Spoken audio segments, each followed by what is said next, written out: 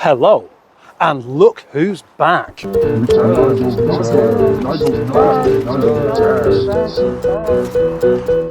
a little sleepover at Senior Mustard's, lasting 2 months, Nigel is back in the yard.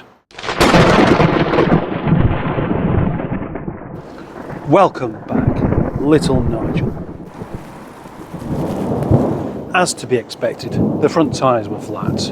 It was dusty, but with one flick of the key, the engine was on and ready to go. With enough fuel in the tank to get me anywhere in the UK, provided I fill it up at some point, the car's ready and back where it belongs.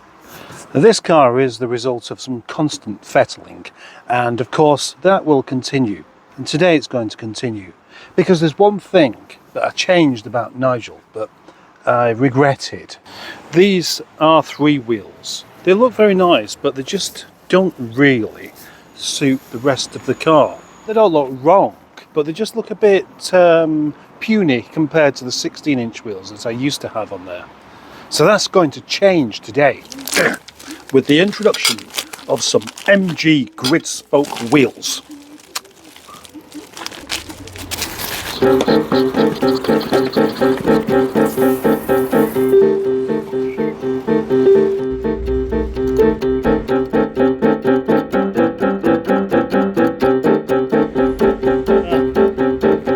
Plop! Look at Nigel down there. Looks almost like he's been tucked away out of action for a while. But no, because I parked him there today. And whilst I wait for the result of the MOT on what will be Neil's car, I may as well do a little jobby on this. The never-ending project, Nigel. Now, just have a little look at this. Side skirts from an MG ZR. These are obviously a direct fit onto the Rover 25, of which I have one, called a 42. So, what do you reckon, eh? Tell you what I reckon. Nah, it looks stupid.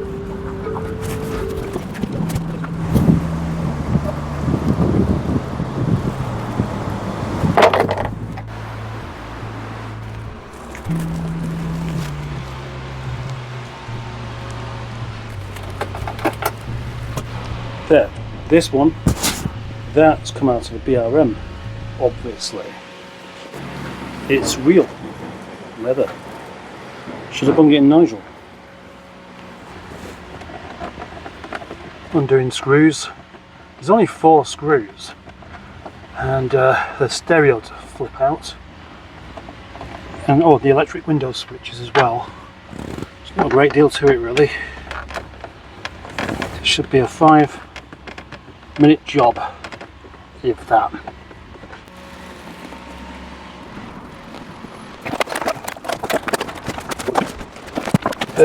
Now then, how does this actually come apart?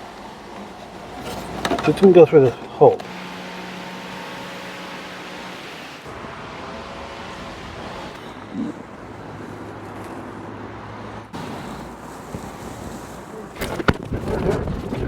It's my BRM thingy an improvement.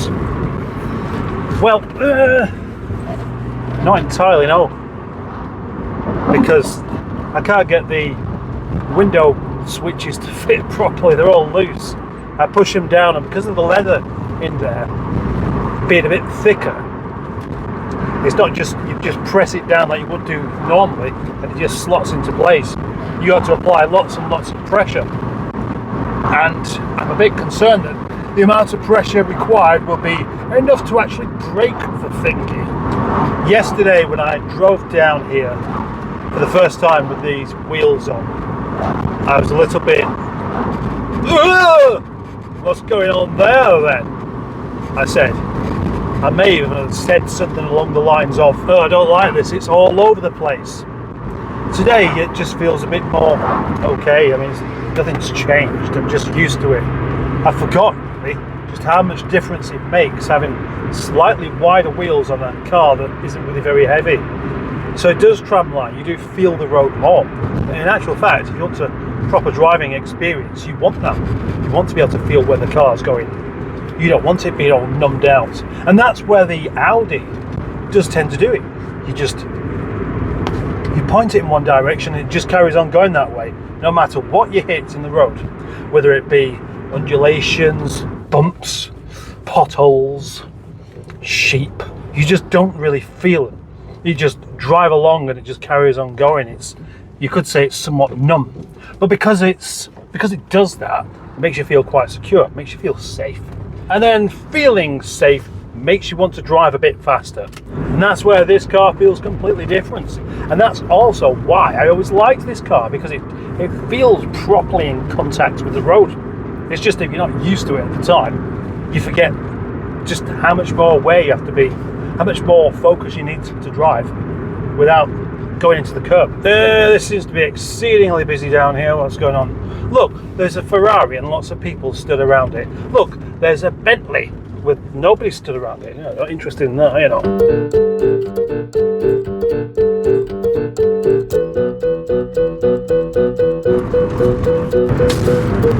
Good old little Nigel.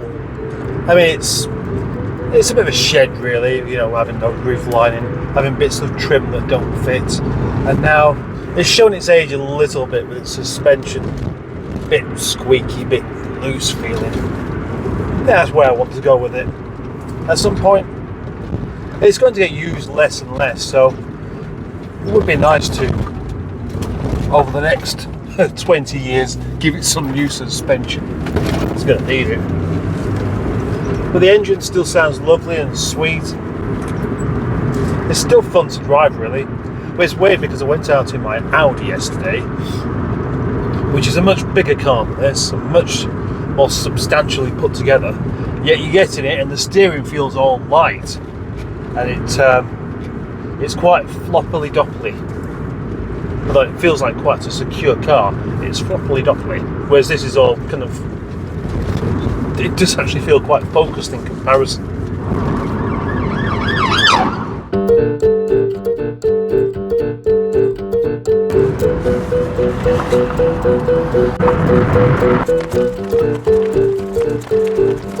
The progress on Nigel has certainly slowed down over the past year, but however, it is a project that will probably never come to an end, and the new things I've done to it aren't entirely working for me. Well, actually I prefer these wheels to the other ones, but it upsets the way it drives so much, unless of course it would be better with a set of new tyres on it. The addition of the BRM bit here, I'm not entirely sure I like the look of it, and I can't get this to fit. Just won't clip into place, which is just a bit annoying. And to add to that, I'm going to pull all this back out again because that isn't working, and I need that to work. The headlining will be getting done quite soon because I have a friend called Richard, and together we're going to do his cars and mine. It would certainly be good to have this done before the winter arrives because of all that condensation. Mind you, having said that, I probably won't use it during the winter anyway. I quite like the look of this actually. It's a bit like being in a submarine or a ship. I also have an older dashboard, the pre-project drive dashboard that came out of a 216, one with a little wooden bit there. My plan is to fit that at some point. It's quite a big job that though. Well, it might be. Still haven't found out the cause of the leak into the boot. Not so much that side, that seems to be okay. But this side, it's still coming through from somewhere. Hang on. It might actually be just coming through that. That's a possibility, isn't it? I'm not sure I care too much about the tram lining though. This car isn't really for driving anymore, it's for looking at. As my vampire vegan friend said once, this car is a work of art and it's worth £83,000. And with that, you can forgive it. Oh yeah, it's very demanding. Nigel is such a good car, you can forgive it for not being a very good car. But what is a good car? To me, a good car is a car that you like and does its job, that never fails to do its job. And this car has never failed to do its job. And it has a job that's quite difficult as well.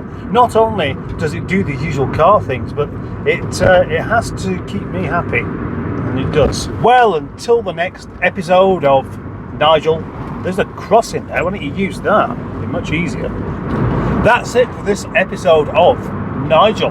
But there will be another one quite soon. I'll probably start working on it in the next couple of days, and it will be out at some point, but not before lots of other videos come along first. So thank you very much for watching. Thank you very much for subscribing, and thank you very much for pressing the like button. And let me just remind you, pressing the like button is really important. If you want my videos to go bigger and better and be seen by many more people, always like. And thanks for not pressing the unlike button, and thank you for being a channel member. Only 99 pence or more. Bye bye. Oh yeah, another thing, I've got all the boot wiring to do again, because when I did this all before, I must have snagged something and it's broken a little wire, so it's shorting out and one of my lights isn't working. So that'll be fun.